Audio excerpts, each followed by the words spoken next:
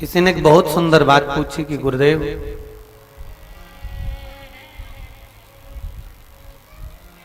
या कलिकाल में कितनी भागवत, कितनी रामायण, कितनी गीता, यज्ञ अनुष्ठान, सत्संग कितने हो रहे हैं।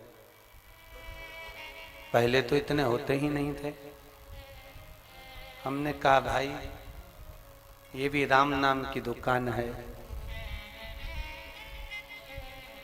सतयुग में दुकान अच्छी चलती थी, भगवत भजन अच्छा होता था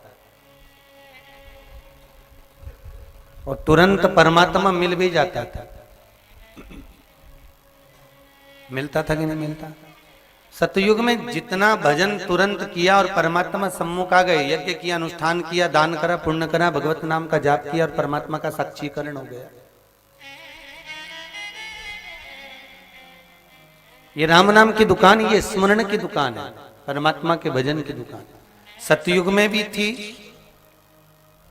त्रेता में भी थी, द्वापर में भी थी। तो कहे गुरुजी ये कलयुग में इतनी क्यों? भजन, भागवत, रामायण, गीता इतना क्यों?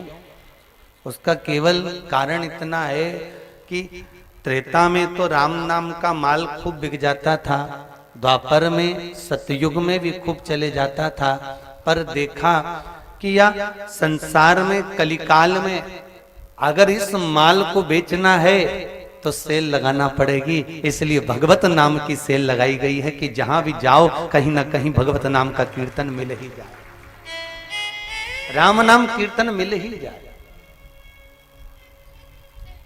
प्रभु के नाम का स्मरण कहीं ना कहीं प्राप्त हो जाए।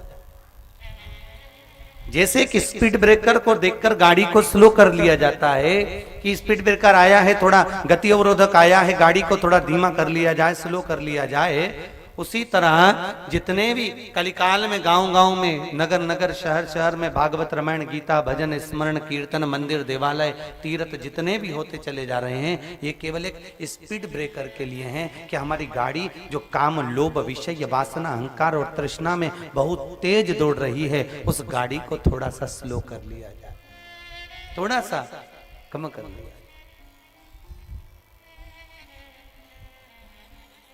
गाड़ी थोड़ी सी कम होगी, स्लो होगी, तो भजन, कीर्तन, स्मरण करने में भी सुख की अनुभूति होगी, सुख प्राप्त होगा। और मालूम पड़े वही काम, वही लोभ, वही विषय, वही वासना, वही अहंकार, वही तृष्णा, उसी में समाहित रहे, तो फिर सुख क्या, आनंद क्या?